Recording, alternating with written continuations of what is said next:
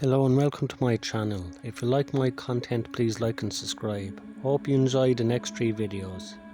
It's quite appropriate for the weather we're having here in Ireland today. I used to work at this hotel and I found myself in a number of rather unusual situations. Quite more than I'd like to admit. One night when I was working the front desk, I noticed a man walking by me who caught my eye. He wasn't necessarily doing anything wrong. He just seemed to be acting suspicious to me.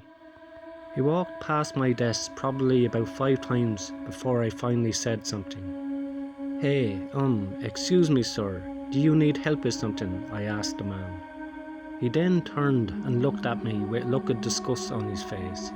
He quickly turned back away from me without saying a word and continued walking. I thought that was really strange, but I didn't call security just yet, because I didn't have a legit reason to call them. Yet the man looked like he was looking for something, or I don't even know what he was doing. Well, he was sketching me out, that's for sure. Then he finally walked outside, and I was hoping that would be the last of it. However, this was only the beginning. I received a phone call about 5 minutes later on the hotel phone, so I picked it up. "Hello, can I help you?" But the person on the other end didn't say a thing. The only thing I heard was heavy breathing. "Hello, is anyone there?" I asked once more, before eventually hanging up, because at that point I just thought it was a prank call. Anyways, the phone rang again, only about a minute after I hung up previously. And this time I answered it, probably sounding a little bit more irritated, because I was annoyed of the prank calling.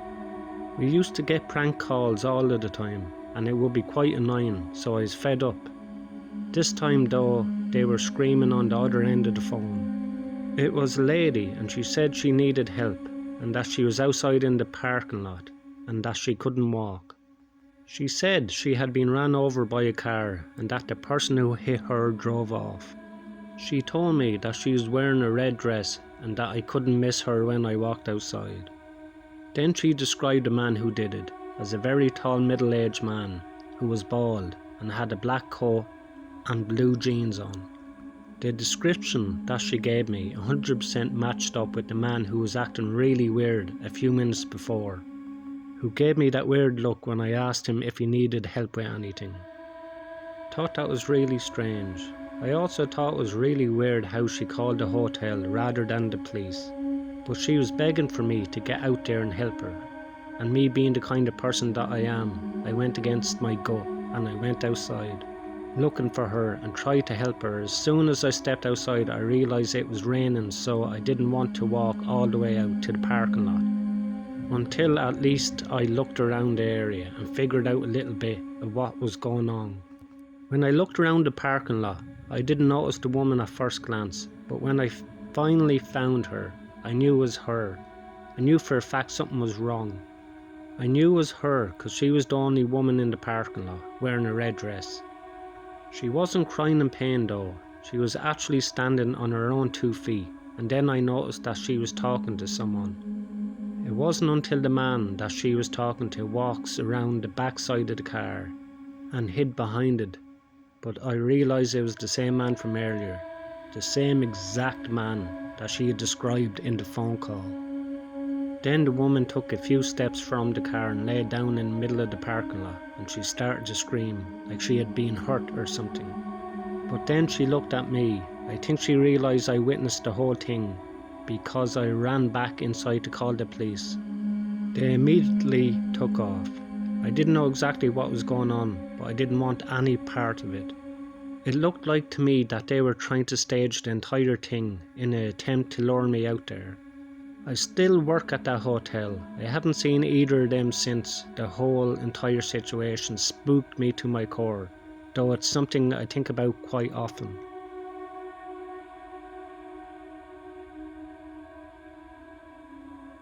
I don't take road trips very often, as I prefer taking a plane, if I have to go anywhere far that is.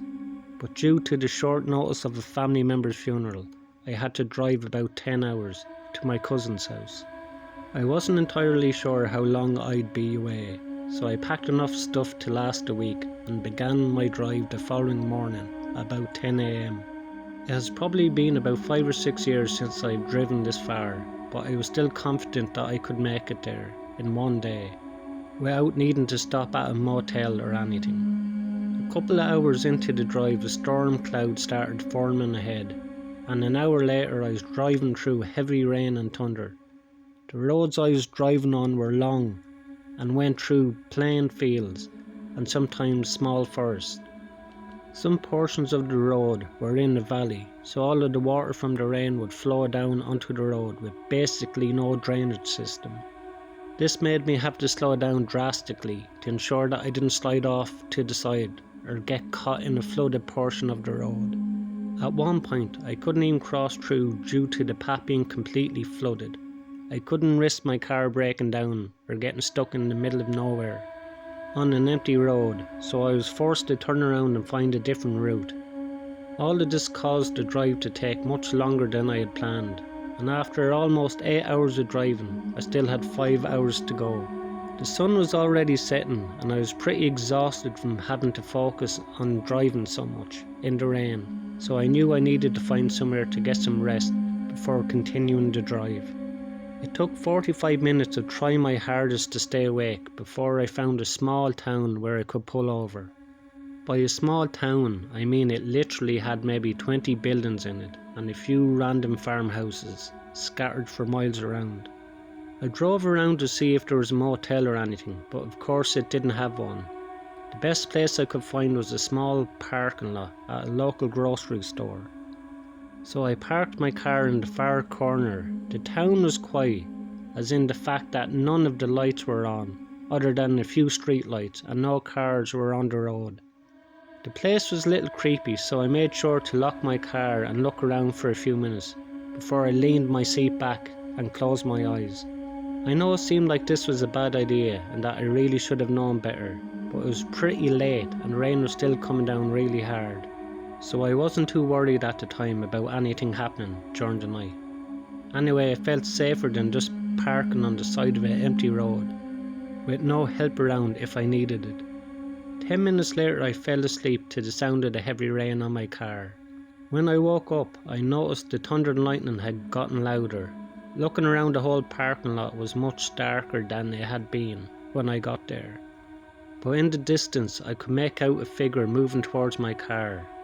I stared at them, waiting for them to make a turn or go somewhere else, but the further they walked it became clear that they were heading for me.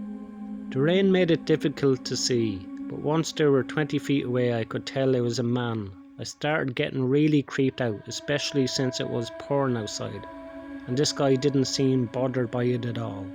But I could tell he wasn't holding anything, so I was pretty confident that he couldn't just break into my car. Once he was just a few feet away, he started walking towards the back door. Then rather than trying to open them or break in, he put his hands flat on the door. He started pushing it as if he were trying to literally push my entire car. I didn't know what to think, but the fact that he was trying to push my car told me that the man was definitely crazy. I put my key in the ignition and started it up, turning on the headlights and everything, as to warn the guy that I was there, but the man didn't even flinch.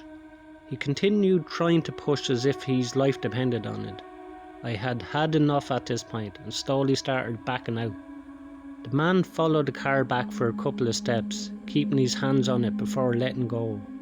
He stood and watched me as I pulled away and began leaving the lot, before he started walking back to the same direction that he came from.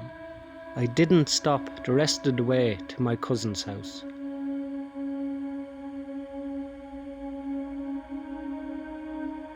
This story happened during a big storm that happened a few years ago where I live. I was upstairs in my room one night, just playing video games, with the volume really loud, when I thought I heard noises coming from downstairs. I muted the TV and I listened closer. Nothing. I resumed playing the game for another hour until I heard it again, only much louder this time. I was sure I heard it this time, and I was a little freaked out. To assure myself, I went downstairs to the basement, where I thought I heard the noise coming from. As soon as I opened the basement door, I was hit with a gust of wind. I went downstairs and saw that the window was wide open. I was 100% sure I closed and locked all the windows in the house. I was ready to make a run for it when something stopped me. I turned around and for the first time I noticed the closet door was slightly cracked open. I stood there for what seemed like at least 5 minutes in front of that door, debating whether I should open it. I moved closer and put my hand on the doorknob. All of a sudden I heard a creepy cracking coming from inside the closet. I have never ran faster up a flight of stairs before.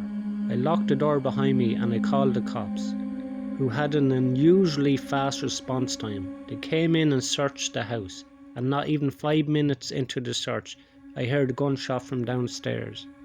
5 minutes later, they came out with a deranged looking man who was probably homeless. They put him in the back of the police car and they told me that they had opened the closet door. The man was holding a gun and he shot at them. But he missed. He luckily missed his shot and the cops disarmed him and arrested him. The scariest part was how close I was to opening that door, to likely being murdered.